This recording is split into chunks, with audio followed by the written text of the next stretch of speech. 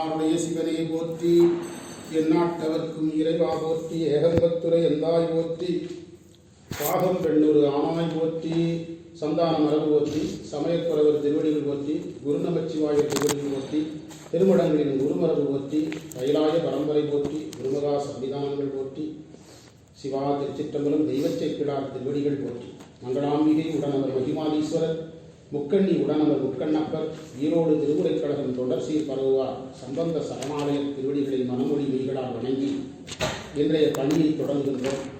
வணங்குதற்குரியவர்களே, எல்லாம் வல்ல இறைவன் திருவருளால், குருவருளாலும் திருவருளாலும் உடல் நலம், மனவளம், ஞான தெளிவை குருவிடத்திலும் இறைவனிடத்திலும் விண்ணப்பித்து இன்றைய தினம் தெய்வச்சைக்கிழார் என்னுடைய பெரிய புராணத்திலே நாம் ஞானசம்பந்தருடைய திருமண பகுதியில் வருகின்ற 3140வது மந்திரத்தை நாம் இன்றைக்கு பார்க்க வேண்டும். 3139வது மந்திரத்தில் ஞானசம்பந்தர் மணமகளுடைய கரத்தை பிடித்துக் கொண்டு அங்கியை வலம் வருகின்ற போது, அங்கியாவால் விடை உயர்த்தவரே, இந்த வேள்வியில் இருக்கின்ற அக்கினி சிவபெருமான் என்று ஒரு எண்ணம் அவருக்கு ஏற்பட்டு திருப்பெருமணநல்லூர் கோயிலை நோக்கி வருகின்ற ஒரு தெளிவு நிலையை அடைந்ததை தெய்வச்சைக்கிழார், நம்முடைய தெய்வச்சைக்கிழார் அருளினார். அடுத்த மந்திரம், மந்திர முறையால் உயித்த எரிவலமாக மாதர் தந்திரு கையை பற்றி தாமரை செங்கையாளர் இந்த ஒழுக்கம் வந்து சூழ்ந்ததே இவள் தன்னோடும் அந்தமில் சிவந்தாள் சேர்வன் என்னும் ஆதரவு கொண்ட மந்திர முறையால், மந்திரத்தால் என்று பொருள். மந்திர முறையால் என்றால் மந்திரத்தால், உய்த்த எரிவலமாக, அதாவது அந்தணர்கள், வேள்வி ஆசிரியர்கள் மந்திரம் சொல்லி இந்த வேள்வி குண்டத்திலே அக்கினியை உருவாக்கி இருக்கிறார்கள். திருஞான சம்பந்தர் புராணத்திலே திருநீலக்க நாயனார் வேள்வி ஆசிரியராக, தலைமை ஆசிரியராக உட்கார்ந்திருக்கிறார். அவ்வாறு வேத மந்திரங்கள் சொல்லி உருவாக்கப்பட்ட அந்த அக்கினியை, எரியை வளமாக ஞானசம்பந்தர் வளமாக வருகிறார். நம்முடைய சீக்கியா சொல்றாங்க, இது திருமண சடங்குகளினுடைய நிறைவு. இதற்கு பிறகு எந்த சடங்கு இல்லை, திருமண சடங்கு முடிவுக்கு வந்துவிடுகிறது. எரிவலமாக மாதர், மாதர் என்பது இந்த இடத்தில் மணமகளை குறிக்கின்ற வார்த்தை. மாதர் என்ற சொல்லுக்கு தமிழிலே அழகு என்று பொருள். அதற்கு பிரமாணம் நீங்களே சொல்லலாம். என்ன பிரமாணம்? மாதர் பிறை கண்ணியாகி, மாதர் பிறை என்றால் அழகான பிறை என்று பொருள். மாதர் என்ற சொல்லுக்கு அழகு என்று பொருள். மாதர் தன் திரு கையை பற்றி, மணமகளுடைய கையை பற்றி, கையை பற்றி என்று நம்முடைய சேக்கிழார் சொல்லாமல் திருக்கையை பற்றி என்று ஏன் சொன்னார்? அந்த திரு என்பது நம்முடைய சிவகவிமணி ஐயாவால் தனியாக எடுத்து ஆராய்ச்சி செய்யப்பட்டிருக்கிறது. அவர் அதற்கான விளக்கங்களை நிறைய கொடுத்திருக்கிறார். திரு என்பதை, திருக்கை என்பதை நாம் வைத்து பேதித்து நம்மை வளர்த்து எடுத்த பெய்வளை வரைக்கும் போகலாம். சரிதா? காஞ்சியிலே திருக்குறிப்பு தொண்டநாயனாரை பெருமானுடைய கரங்கள் அந்த பாறையில், துடி துவைக்கின்ற பாறையிலே முட்டுகின்ற போது தடுக்கிறது. அப்போது கையில் என்ன இருந்ததுங்கிறார் சேக்கிழார்? வளையல் இருந்ததுங்கிறார். வளைத்து வளையலோடுங்கிறார். அதனால் திருக்கை என்பது இந்த இடத்திலே மாணவர்களே, நாம் திருக்களிப்புப்படியாக நமக்கு எப்போதுமே ஒரு மந்திரம் இருக்குது. எதிராவது மந்திரம் 78. நங்கையினால் நம்முடைய வேலையெல்லாம் நாம செய்கின்றோம். திருக்களிப்புப்படியார் ஆசிரியர் சொல்லுகிறார், நம்முடைய வேலையெல்லாம் நாம் நம்முடைய கையினால செய்கிறோம். இறைவன் தன்னுடைய செயலை யாரை கொண்டு செய்கிறார்? நங்கையாகிய அம்மையை கொண்டு செய்கிறார் என்று சொல்லி அருளுகிறார் அல்லவா? நங்கையினால் நாமலைத்தும் செய்தார்போ நாடனைத்தும் நங்கையினால் செய்தளிக்கும் நாயகனும் நங்கையினும் நம்பியாய் தானிடுவே நாட்ட பெறும் இதுதான் எம்பெருமானார்தாம் இயல்பு, சிவனும் அருளும் ஒரு பொருளே என்று நம்முடைய உரையிலே சொல்லப்பட்டிருக்கிறது. அந்த மந்திரத்தை நீங்கள் இங்கே பொருத்தி பார்த்தால், இங்கே தீக்கை கொடுக்கின்ற நிலையில்தான் இது ஒரு தீக்கையாகவே 8ஆம் நூற்பாவிலே சிவகவிமணி ஐயா பொருத்தி எப்போது சொன்னாரோ அப்போதே இது ஒரு தீக்கையாகிவிடுகிறது. அந்த ஞானசம்பந்தர் பெருமானாக மணமகளை வள்ளியோடு ஒப்பிட்டு ஐயாவுடைய உரையிலே நாம் பார்த்தோம். எனவே திருவருளாக யாரை பார்ப்பதில் தடையில்லை, மணமகளை பார்ப்பதிலே தடை. திருக்கை, திருவின் கை, திரு என்பது அம்மையை குறிக்கின்ற ஒரு கலைச்சொல். திரு பெற்றிலேன் திருவாசகத்தில் இருக்குது. திருவடிக்காம் திரு என்ற வார்த்தையை மாணிக்கவாசகர் பெற்றிலேன் என்று பயன்படுத்துகிறார். ஏன் நம்ம அவ்வளவு கஷ்டப்பட்டு யோசிக்கணும்? அவ திருமகள் என்று யாரை சொல்றோம்? செல்வத்திற்குரிய அம்மையை என்ன சொல்லி அழைக்கிறோம்? திரு மகள் என்று சொல்றோம். நாம திரு தமிழ்ல சொல்றோம், அவங்க ஸ்ரீங்கிறாங்க. புரியுதா? திருக்கையால் பற்ற, அந்த பற்றங்கிறது ஒரு அழகான வார்த்தை. பற்ற என்பது என்ன பொருள்னா, அதாவது அந்த மனப்பூர்வமாக உளப்பூர்வமாக பற்றுதல். தாமரை செங்கையாளர் யாரு? ஞானசம்பந்தர். ஞானசம்பந்தருடைய கை தாமரை கை என்று சொல்லுகிறார். நம்முடைய காரைக்கால் அம்மையாருடைய நூலிலே பெருமானுடைய அங்கங்கள், கைகள், முகங்கள், கால் எல்லாமே தாமரையாக வர்ணிக்கப்படுகின்ற இடம் இருக்கிறது. சிவந்தது ஏன் என்று கேட்கின்ற ஒரு மந்திரம் இருக்கிறது. அபிராமி பட்டரே ஒரு மந்திரத்தில் எல்லாவற்றையுமே தாமரையோடு ஒப்பிடுகிறார். ஒரு மந்திரம் அபிராமி அந்தாதியில் இருக்கிறது. புரியுதா? கரங்களை பாதங்களை எல்லாம் தாமரையாக ஒப்பிடுவது பெருமானுக்கும் அம்மைக்கும் உரியது. அதை இங்கு நம்முடைய தெய்வ சேக்கிழார் ஞானசம்பந்தருக்கு சொல்லுகிறார் என்றால், இங்கு ஆச்சாரியர் யாராகவே இருக்கிறார்? சிவமாகவே இருக்கிறார். சிவமாக்கி ஆட்கொள்ளப்பட்டவர், அமுது ஞான அமுது கொடுத்து ஆட்கொள்ளப்பட்டவர். அது குருவே சிவமென கூறினன் நம்பி செம்மலர் நோந்தாள் சேரல் ஒட்டார் அமரங்களில் அன்பரோடு மரியும் ஆதர நேயம் அறிந்தவர் வேடமும் ஆலயம் தானும் அரண். ஆலயம் தானும் அரண், அந்த திருக்கூட்டம் அரண், எல்லாமே அரண். அந்த 12ஆம் நூற்பாவை இங்கே திடீரென்று சொல்லுகிறீர் என்று கேட்டால் பெரிய புராணம் எந்த நூற்பாவிற்குரியது? அதனால்தான் சொல்றது. தாமரை செங்கை. தாமரை செங்கை என்பது பெருமானுடைய கையை குறிக்க செங்கை. மணமகள் அம்மை மணமகளை வள்ளியோடு ஒப்பிட்டு சிவகவிமணி ஐயா உரை எழுதியிருக்கிறாங்க. அந்த மணமகளை நாம திருவருளாக பார்க்க வேண்டும். புரியுது? அம்மையப்பரா நிறைய உயிர்களுக்கு என்ன கொடுக்கிறாங்க? உய்வித்தல் கொடுக்கிறார்கள். செங்கையாளர் அப்படி செங்கையாளர் பற்றின போது ஞானசம்பந்தருக்கு ஒரு எண்ணம் வருகிறது. ஞானசம்பந்தருக்கு ஒரு எண்ணம் வருகிறது. என்ன எண்ணம் வருகிறதுனா, இந்த இல்வொழுக்கம் சூழ்ந்தது. திடீர்னு அவருக்கு ஒரு சிந்தனை வருது. இதுக்கு முந்தின மந்திரத்தில் ஒரு சிந்தனை வந்தது. என்ன வந்தது? வேலினியில் இருக்கிற அக்னி சிவபெருமானு திடீர்னு ஒரு ஞாபகம் வந்தது. இப்போ என்ன யோசிக்கிறான்னா, இந்த இல்வொழுக்கம் சூழ்ந்தது.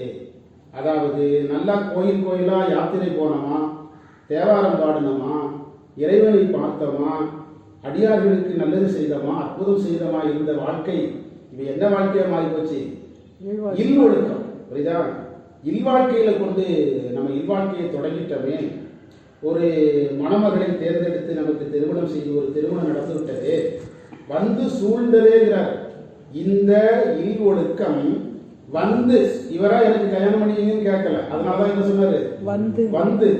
சூழ்ந்ததேனா என்ன அர்த்தம்னா, அது இவருக்கு என்ன எண்ணம் வந்துட்டுன்னா, அதாவது இந்த நிகழ்ச்சி நம்முடைய இந்த ஞான பயணத்திற்கு எந்த அளவுக்கு துணையிருக்க போகிறது. இந்த இடத்திலே ஒரு செய்தியை நீங்கள் தெரிந்து கொண்டால் உங்களுக்கு பயன்படும்.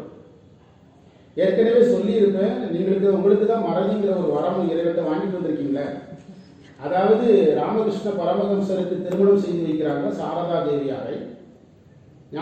ராமகிருஷ்ணர் இடையறாத காளி நினைவு யோகம். கடைசியில் சொந்தக்காரங்க யாரை அழைச்சிட்டு போயிடுறாங்க? சாரதா தேவியை சொந்த ஊருக்கு அழைச்சிட்டு போய் நடந்த வரலாறு. எத்தனை வருஷம் தான் பிறந்த வீட்டுக்கு வைக்க முடியும்? புகுந்த வீட்டுக்கு திரும்ப சில ஆண்டுகள் கழித்து அழைச்சிட்டு வர்றாங்க. ஒரு பெரிய அறையில் தனியாக உட்கார்ந்து ராமகிருஷ்ணர் யோகத்தில் இருக்கிறார். தூரத்திலிருந்து பார்த்தா தெரியுது அவர் உட்கார்ந்து இருக்கிற பெரிய ஹாலில் உட்கார்ந்து யோகம் பண்றாரு. அப்போது இந்த அம்மா நிற்குது. அவர் தான் பெரிய ஞானியாச்சுத. அப்போது சாரதா தேவி வந்திருக்கிறத யார் பார்த்துட்டா? யோகத்தில் இருந்தாலும் ராமகிருஷ்ண பரமஹம்சர் கண்டுபிடித்து விடுகிறார். சத்தமா கேட்கிறார், என்னுடைய இந்த யோக வாழ்க்கையை கெடுப்பதற்கு தானே வந்தார் அப்படி கேட்கிறாரு. இல்லை, உங்களுக்கு உதவ வந்தேன், உள்ளே வா அப்படிங்கிறார். ராமகிருஷ்ணருக்கு உள்ளே வாங்கிறாரு. கடைசி இப்படியே அவங்க வாழ்க்கை போகிறது. நவராத்திரி காலத்தில் சாரதா தேவியாரை யாருக்கு பதிலாக வைத்து? காளிக்கு பதிலாக வைத்து பூஜை செய்கிறாரு.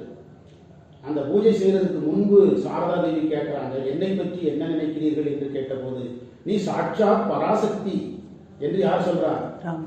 சாரதா தேவியார நீ பராசக்திங்கிறார் ராமகிருஷ்ணர். அதே நிலைமை தான் யாருக்கு? அம்மை. இது வந்து பெரியவங்களே பிரமாணம் போடுறாங்க. நம்ம அங்க வந்து ராமகிருஷ்ணர் கதையில அது பிரமாணம். அதை இணைக்க வேண்டிய கட்டாயமெல்லாம் கிடையாது. நம்ம வாழ்ந்த காலத்தில் இப்படி நடந்திருக்கிறது என்று சொல்லுங்க. இப்படி ஒரு கதை சொல்லிதான் நீங்கள் பெரிய புராணத்தை நிறுவ வேண்டுமா என்று கேட்கக்கூடாது. அதுக்கு நமக்கு சீக்கிய பிரமாணம் மட்டுமே போதும். அதுக்கு மேலான பிரமாணங்கள் தேவையில்லை. நடைமுறையில் கூட கடந்த 100-150 ஆண்டுகளுக்கு கூட இது என்ன செஞ்சிருக்கிறது, நடந்திருக்கிறது என்று சொல்லுது. இது சாட்சாத் பராசக்தி என்று சொல்லுகிறார். ஏன் நம்முடைய சமய மரபிலே நவராத்திரி காலங்களில் பெண் குழந்தைகளை யாராச்சு கும்பிடுறாங்க? அதுதான் நீங்க அந்த இடத்துக்கு போனால்தான் இந்த மணமகள் பெருமை நமக்கு தெரியும். இதே இடத்தில் தான் திலகவியார் இருக்கிறாங்க, இதே இடத்தில் தான் சங்கிலியார் இருக்கிறாங்க, இதே இடத்தில் தான் பறவையார் இருக்கிறாங்க, இதே இடத்தில் தான் நாயன்மார்களுடைய தேவி இளையான்குடி நாயனார் அவருடைய மனைவி. ஒவ்வொரு நாயனாருடைய வாழ்க்கையை பார்த்தா எங்கேயும் உனக்கல்லாது எப்படியும் செய்யக்க என்று அவங்களும் உறுதியா இருக்கிறாங்க, எந்த அளவுக்கு இருக்கிறாங்க. அதான் இந்த இன்னொழுக்கம் வந்து சூழ்ந்தது. என்ன அழகான வார்த்தை பாருங்க. சொந்தக்காரங்களை எல்லாம் சொல்லி காட்டுறாரு. சும்மா இருந்தவரை பிடிச்சு கல்யாணம் பண்ணி வந்து சூழ்ந்தது. சூழ்ந்ததுன்னா என்ன அர்த்தம்னா, எனது இந்த அறத்தை விட முடியாதுல்ல.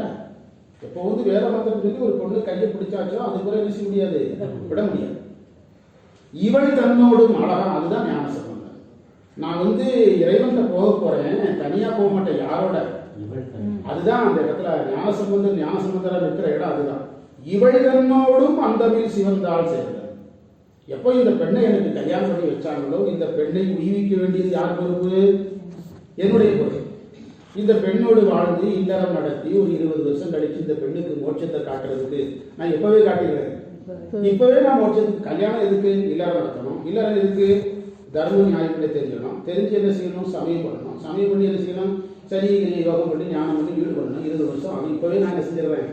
இவள் தன்னோடு. அதுலதான் ஞான சம்பந்தர் வேத தர்மத்துல நின்னார். சரிதா? இவள் தன்னோடும் அந்தமில் சிவந்தாள் செய்வன். அந்தம் இல்லாத ஆதியும் அந்தமும் இல்லாத இறைவனுக்கு முடிவு கிடையாது. அதனால்தான் நம்ம 1ஆம் நூற்பாவில் சொல்லுகிறோம், அவன் அவள் எது எனும் அது எனும் அதை வினைமையும் தோற்றிய திதியே ஒடுங்கி வளர்த்து உள்ளதாம் அந்தம் ஆதி என்பனார். அந்தமும் அவரே ஆதியும் அவரே. அந்தம் ஆதி, அந்தத்திடத்தில் இருந்தே ஆதி நிகழும். அதான் அந்தமாதி. யாரிடத்தில் ஒடுங்குகிறதோ அவரிடத்திலிருந்தே தோற்றம் இருக்கிறது தான் அந்தமாதி. அதனால் அந்தமில் சிவந்தாள். இறைவனுக்கு என்ன இல்லை? அந்தமில்லாதவராக இறைவனுடைய தாள் திருவடியை சேர்வேன். காணும் கண்ணுக்கு காட்டும் புலம்போல் காணல் நேற்றல் தான் போட்டுக்கணும் திருப்பள்ளி அடிச்சு. காணும் கண்ணுக்கு காட்டும் புலம்போல் காணும் உள்ளத்தை கண்டு காட்டில் அயரா அன்பு. தான் அன்பு. மனைவி கையை பிடிச்சுக்கிட்டே ஜோதிக்குள்ள போறதுதான் இருந்தது அயரா அன்பு. சிவந்தாள் அயரா அன்பின் அரண்களல் செல்லுமே. 11ஆம் நூற்பார். சேர்வன் என்னும் ஆதரவு கொங்க. ஆதரவு என்ற சொல்லுக்கு விருப்பம் என்று பொருள். மணமகள் கைப்பற்றிய பின் பற்று மிகும். இது இயல்பா கொஞ்சம் புரிஞ்சுடுவோம். முதல்ல ஒரு மணமகள் கையை பிடிச்ச உடனே என்ன மிகும்? பற்று மிகும். அதான் உலக இயற்கை. சாதாரண வழக்கில் என்ன சொல்றாங்க? பையன் நல்லா தான் இருந்தாங்க, கல்யாணத்துக்கு முன்னெல்லாம் அம்மா அம்மான்னு விடுவானுங்க, இப்ப மனைவி என்ன சொல்றாளோ அர்த்தம் கேட்காங்க அப்படின்னு குடும்பத்துல எல்லாருமே சொல்றீங்களா? ஆனா ஞான சம்பந்தத்துக்கு நேர் வேற மாதிரி நடக்குது. அதுதான் ஞான சம்பந்தம். மணமகள் கையை பிடிச்ச உடனே பற்று மிகணும். இவருக்கு இன்னும் ஞானம் அதிகமாகுது. நீங்க இந்த இடத்துல என்ன செய்தினா, அதற்கு அந்த மணமகளுடைய பக்குவமும் அதுல அந்த இடத்துல பயன்பட்டது. மணமகளுடைய பக்குவம் அதுவும் எந்த ஞானத்திலே இருக்குது? சிவஞானத்திலே, பதிஞானத்திலே இருக்கிறது. அதாவது சாதாரணமாக நம்முடைய சமய சடங்குகளிலே மணமகளுடைய சுண்டு விரலோடு மணமகனுடைய சுண்டு விரலை இணைத்து துணியை வச்சு கட்டி சுத்த வச்சிருவாங்க. என்ன அர்த்தம்? சுண்டு விரல் எதற்கான அடையாளம்? மாயைக்கான அடையாளம். புரியுதா? மாயைக்கான அடையாளம். நீங்கள் இந்த மாய உலகத்திற்குள் செல்லலாம். இப்போ நீங்க சித்தாந்த வகுப்புக்கு வரலனாலும் தப்பு இல்லை. புரியுதா? வாத்தியாருடைய நீங்க பெரிய புராணம் கேட்கறதுனாலும் தப்பு இல்லை. உங்களுக்கு குறிப்பிட்ட நாள் ஒரு 6 மாதம் அவங்களை ஃப்ரீயாக விட்டுருவாங்க. லீவ் எடுத்துக்கலாம், என்ன வேணும் இல்லை, சொந்த பந்த மாமனை பார்க்குறேன், லட்சணை பார்க்குறேன், எது வேணாலும் போய்விடலாம். அது எதற்கு சுத்த விடுறாங்க? மாயைக்கு. அதனால தான் சுண்டு விரலில் போட்டு நீங்க மாயைக்குள்ள போய்கொள்ளலாம் அப்படின்னு அதை அனுமதிக்குது. ஆனால் ஞானசம்பந்தருக்கு நேர் எதிர்மறை நடக்குது. என்ன காரணம்னா, அவர் முதல்ல எந்த தாக்கத்துக்கு உள்ளாக மாட்டார். மணமகளும் அதற்குரிய இதில் இருந்தாங்க, சரியான பக்குவத்தில் இருந்தாங்க. மணமகள் அந்த பக்குவத்தில் இல்லைனாலும் ஞானசம்பந்தருக்கு எந்த மாற்றமும் ஏற்பட போறதில்லை. அது அவருக்கு மேலும் நன்றாக அமைந்து விட்டது. புரியுதா? சூரியன் ஆகாயத்தில் இருந்தாலும் மேகத்தால் சூரியன் மறைக்கப்படுதில்லை. எவ்வளவு பெரிய சூரியனை அந்த மாதிரி நிகழ்த்தக்கூடாதுல்ல. அப்படி எதுவும் அவருக்கு என்ன செய்யவில்லை, நடக்க. புரியுதா? அப்போ மணமகள் தெளிவையும் நாம் இதுல புரிந்து கொள்ளணும். மணமகளுடைய உயரத்தை கொஞ்சம் இதுல புரிஞ்சுக்கணும். அந்தமில் சிவந்தாள் என்று ஏன் சொன்னார்? அந்தமில் சிவந்தாள் என்று ஏன் சொல்ல வேண்டும்? என்ன காரணம்? ஒன்று, வீடு வேறு கிடைப்பதனால. வேற என்ன காரணம்? அந்தமில் சிவந்தாள்னு சொல்ல வேண்டிய அவசியம் என்ன? ஆராய்ச்சி பண்ணி தோண்டு கண்டுபிடிக்க பார்க்கலாம். அதாவது இப்போது அவர் ஞானசம்பந்தர் ஞான தெளிவு பெற்று ஜீவன் முக்தராக இருக்கிறார். சிவகமணி ஐயா ஜீவன் முக்தர். ஜீவன் முக்தராக இருக்கிற அவர் ஜீவன் முக்தராக வாழ்ந்து வாழ்க்கையை நிறைவு செய்து பரமுக்தி நிலையை அடைந்தார் என்று கதை அமையவில்லை. இவர் ஜோதிக்குள்ள கலக்க போறார். ஜோதியை மறைமுகமாக எந்த வார்த்தையில் பயன்படுத்துறாரு? அந்தமில் சிவந்தாள் என்று ஜோதியை மறைமுகமாக சொல்றார். இதற்கு பிரமாணம் மாணிக்கவாசகத்தை இதற்கு பிரமாணம் மாணிக்கவாசகரிடத்திலே இருக்கிறது. பாதம் இரண்டும் வினவில் பாதாளம் ஏழினுக்கு அப்பால் சோதி மணிமுடி சொல்லி சொல் இறந்து நின்ற தொன்று. அதுதான் அந்தமில் சிவந்தாள் என்று இந்த இடத்தில் யோசித்தால் ஒரு நயம் அல்ல, சரியான இயல்பு கிடைக்கும். நயத்துக்காக நான் சொல்லவில்லை, ஒரு சரியான நேரத்தில் சரியான சிந்தனையாக அது அமையும். இந்த இடத்திலே நீங்கள் அப்பர் சுவாமிகளுடைய தேடி கண்டேனுடைய எடுத்துக்கொள்ளலாம். தேடி கண்டுகொண்டேன் திருமாலோடு நான்முகனும் தேடி தேடனா தேவனை. அவர் உள்ள பார்த்தாரு, ஒரு கோயில முன்னால பார்க்க போறார். தேடி தேடனா தேவனை என் உள்ளே தேடி கண்டுகொண்டேன் என்ற இடத்தை இது பொருத்தி பார்க்கலாம். இந்த அந்தமில் சிவந்தாள் என்பது ஜோதிக்கான ஒரு இயல்பு குறியீடு என்றால் பிரமாணம். பிரமாணம் இல்லாமல் நம்ம எதுவும் செய்யறது இல்லையா? தொடர்ந்து வருகிற மந்திரங்கள் தான் பிரமாணம். 3144 பாருங்க. இப்ப நம்ம 3140 பார்த்துட்டு இருக்கிறோம். நான் அடுத்து 4 மந்திரத்தில் போங்க. மூ உலகு ஒளியால் பிம்மம் முடிச்சுடர் தானுவாகி. எது வந்தாச்சு? ஜோதி வந்தாச்சு. அங்கே இவர்களை எல்லாம் வீடு வீட்டிற்கு அழைத்து செல்வதற்காக வந்த ஜோதியை பற்றிய வர்ணனை என்ன சொல்லுகிறது? மூ உலகு ஒளியால், எல்லா உலகமும் ஒளியான். பிம்மன்னா நிறைய அர்த்தம். முழுச்சுடர்னர், முழுச்சுடர்னா என்ன பொருள்? அங்கிங்கனாதபடி எங்கும் பிரகாசமாய் தானு. தானு என்பது ஒரு சிவலிங்கத்தை போல, ஒரு ஸ்படிக தூணை போல ஒரு தூணா நிற்குது. எது? ஜோதி. அதற்கு 3045 எடுத்து பாருங்கள். அடுத்த மந்திரத்துக்கு போங்க. கோயில் உட்பட ஜோதிக்குள்ள எது அடங்கி போச்சு? மேல் ஓங்கும் கொள்கையில் பெருஞ்சோதி. ஜோதி அல்ல, பெருஞ்சோதி. பிரமாணம் வந்துட்டா எதற்கு? அந்தமில் சிவந்தாள். அடுத்து 3147 ஜோதிக்கு என்ன அடைமொழின்னு பாருங்க. மண்ணு சோதி. ஜோதி வேற. ஜோதி என்பது காரிய ஜோதி, மண்ணு சோதி என்பது பரஞ்சோதி, இறைவனுடைய சொரூபம். அப்ப மண்ணு சோதினா நிலையான ஜோதின்னு அர்த்தம். நீங்கள் கேட்கலாம், அந்த ஜோதி தான் கொஞ்ச நேரத்தில் போயிட்டே சார்னு கேட்கக்கூடாது. போனாலும் தலைவர் அங்கதான் இருக்கிறார். அங்கேயும் எனாதபடி எங்கும் இருக்கிறார். அதான் மண்ணுனா நிலையான அர்த்தம்.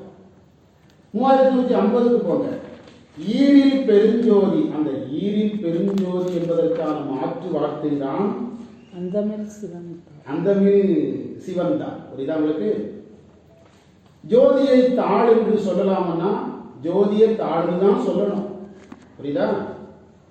ஜோதி அதாவது திருவருள் என்றாலும் அருள் என்றாலும் ஒளி என்றாலும் ஜோதி என்றாலும் தாள் என்றாலும் ஒரே பொருள் தான்.